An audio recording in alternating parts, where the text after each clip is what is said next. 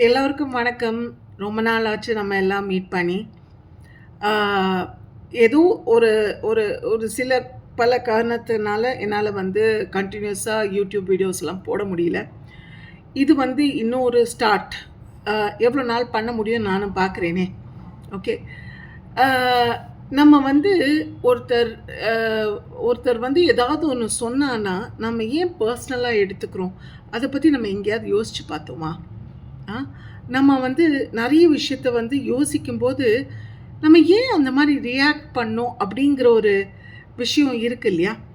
அந்த மாரி இருக்கும்போது, ஆ எனக்கு வந்து ஒரு ரீசென்ட்டா ஒரு 2, 3 இன்சிடென்ட்ஸ் நடந்தது. ஓகே. ஒரு பர்ட்டிகுலர் இன்சிடென்ட்லேருந்து நான் விலகி வந்துட்டேன். ஓகே. விலகி வந்துட்டேங்கிற சென்ஸ், அந்த விஷயத்துல நான் ஈடுபட விரும்பல. ஆ ரொம்ப டாக்ஸிக்கா இருந்தது. ரொம்ப அம் நான் அதில இறங்கினேன்னா, அப்புறம் நானே என்ன சாக்கடைக்குள்ள முக்கி எழுந்திருக்கிற மாரி இருக்கும். ஸோ, அதனால நான் அதில ஈடுபடல. ஓகே. ஆ இன்னும் ஒரு இன்சிடென்ட் என்னன்னா, நான் அதுக்கு வே ஆப்போசிட்டா ரியாக்ட் பண்ணேன். ரியாக்ட் பண்ணேன் இன் த சென்ஸ், ஆ நான் வந்து அ அழுதுட்டேன். ஏன்னா somebody personally attacked me. Okay. Actually ஒரு சப்ப மேட்டர். ஒண்ணுமே இல்ல அதுல. ஓகே. ஆனா அந்த டைமிங் ஆஃப் என்ன சொன்னாங்க, ஏது சொன்னாங்க அப்படின்னு சொல்லும்போது, நம்ம வந்து கொஞ்சம் தள்ளி வச்சுட்டு பார்க்கணும் அப்படின்னு ஒருத்தங்க எனக்கு அட்வைஸ் பண்ணாங்க. Which is very right. நம்ம அந்த விஷயத்த ஒத்தி போட்டுட்டு, நம்ம ஒரு நாளைக்கு காலையில அன்னைக்கு நைட் முடிச்சுட்டு, நாளைக்கு காலையில நம்ம யோசிச்சு பார்த்தோம்னா, அந்த விஷயம் ஒண்ணுமில்லாத விஷயமா இருக்கும். அவங்க நமக்கு நல்லதே சொல்லியிருப்பாங்க. ஓகே. நமக்கு நல்லதே சொல்லியிருப்பாங்க. பட் நம்ம என்ன பண்றோம்? அது வந்து பர்சனலா எடுத்துக்கிறோம். பர்சனலா எடுத்துக்கும்போது நம்ம எல்லாமே நம்ம வந்து கோபம் வரும், ஆ நமக்கு ஃப்ரஸ்ட்ரேஷன் வரும், டிப்ரஷன் வரும், நெறைய விஷயம் இருக்கு. இல்லையா? பிகாஸ் யாரோ ஒருத்தர் உங்கள பத்தி தப்பா சொன்னாங்கங்கிற ஒரு விஷயத்துக்கு வேண்டி, நீங்க ஏன் அவ்ளோ உங்கள வந்து கீழ தள்ளிக்கிறீங்கன்னு எனக்குன்னு தெரியல. எனக்குமே தெரியல. இன் த சென்ஸ் தட் நானே அப்படி பண்ணது உண்டு. நெறைய வாட்டி பண்ணது உண்டு.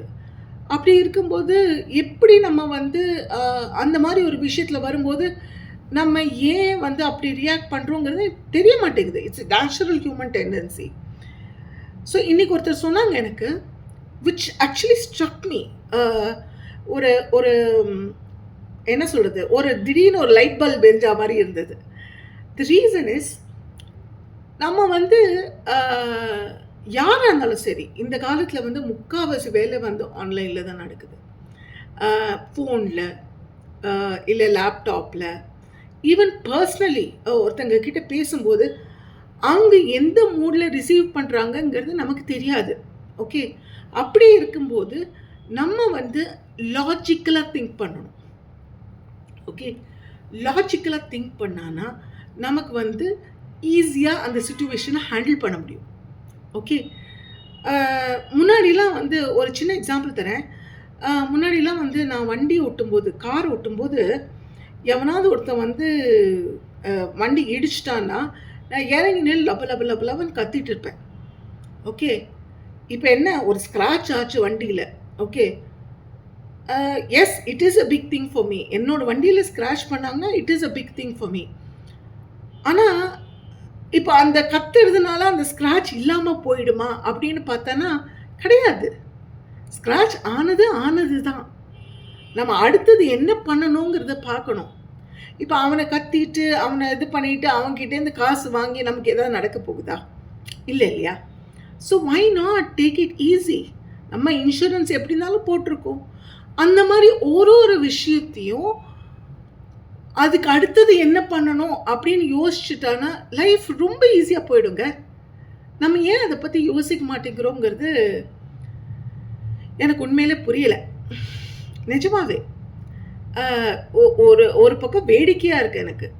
நம்ம வந்து இவ்ளோ ஒரு ஒரு சின்ன குழந்தை கூட அ அதோட ரியாக்ஷன் வந்து கம்ப்ளீட்டா டிஃபரெண்ட்டா இருக்கும். ஒரு சிச்சுவேஷனுக்கு. ஆனா நம்ம நம்ம வந்து அடல்ட்ஸா இருந்துட்டு, பெரியவங்களா இருந்துட்டு, நம்ம குழந்தை மாரி ரியாக்ட் பண்றோமே, அது ஏன்? யோசிச்சு பாருங்க. இந்த இந்த ஒரு இந்த ஒரு கண்ணோட்டத்துல நீங்க யோசிச்சு பாருங்க உங்களோட ஒரு ரியாக்ஷன்ஸையும்.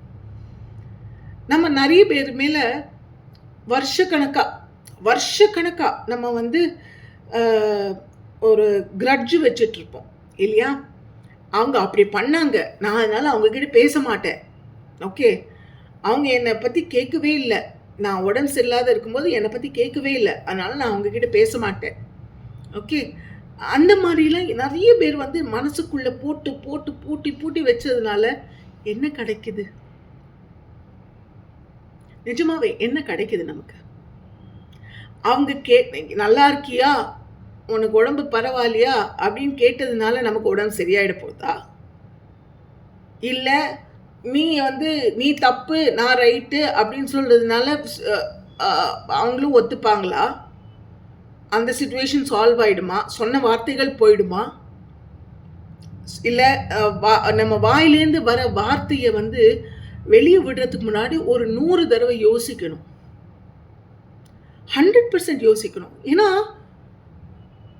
ஒரு சின்ன விஷயமும் இந்த லைஃப்ல நம்ம ஒரு சின்ன விஷயமும் நம்ம வந்து யோசிச்சு பண்ணணும். நம்ம லிவ் பண்ற ஒரு மினிட்டும் அவ்ளோ ப்ரெஷியஸ் தெரியுமா? எவ்ளோ ப்ரெஷியஸ் தெரியுமா?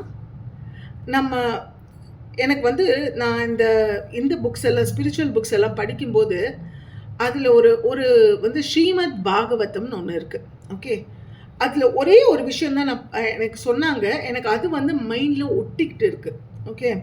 என்னன்னா, நம்ம முடி ஒரு டிப்பு, முடியோட லாஸ்ட் எண்டு அதோடு கட் பண்ணிட்டு, அத வந்து ஒரு 10,000 பீஸா கட் பண்ணானா, அந்த 10,000 பீஸ்ல ஒரு பீஸ் தான் நம்மளோட சோல், நம்மளோட ஆத்மா. ஓகே. அப்படின்னா, இந்த உலகத்துல நம்ம ஏமாத்துறோம். இல்லையா? நம்மளே ஒண்ணும் இல்லங்கிறபோது, மத்தவங்க சொல்லி நம்ம வந்து அ என்ன ஆகப்போகுது நமக்கு? ஒண்ணும் ஆகப்போறதில்ல. கரெக்ட்? ஒரு விஷயமும் நம்ம வந்து அ இன்னொரு விஷயம் நான் யோசிச்சு பார்த்ததுல வந்து இன்னொரு விஷயம் யோசிச்சு பார்த்தம்போது, நம்ம மத்தவங்க கிட்டேருந்து ஒரு சர்டிஃபிகேட் எதிர்பார்க்குறோம். We want to prove ourselves. நம்ம அவங்க கிட்ட, "ஓ! வித்யா இப்படிதான். ஓ! இவங்க இப்படிதான்." அப்படிங்கிற ஒரு சர்டிஃபிகேட் எதிர்பார்க்குறோம்.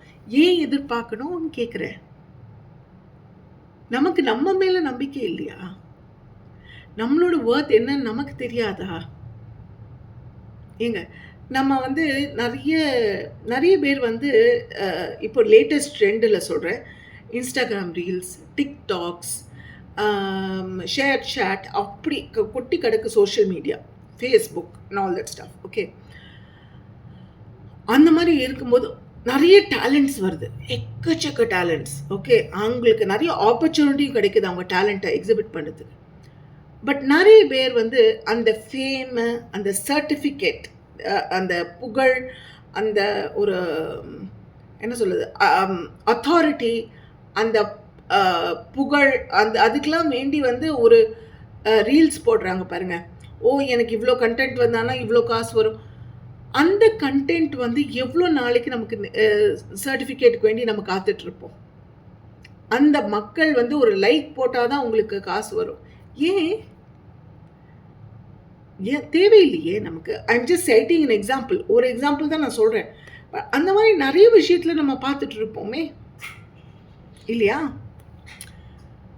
உங்களுக்கு என்ன டேலண்ட் இருக்கோ, உங்களுக்கு என்ன நல்லா வருமோ, அத வந்து நீங்க எக்ஸ்பெரிமென்ட் பண்ணி பாருங்க. நெவர் மத்தவங்கள வந்து காப்பி அடிக்கிற மாரி பண்ணாதீங்க. நெவர். நெவர். ஏன்னா, எப்பவுமே காப்பியிங் வந்து ஒரிஜினல் மாரி வராது.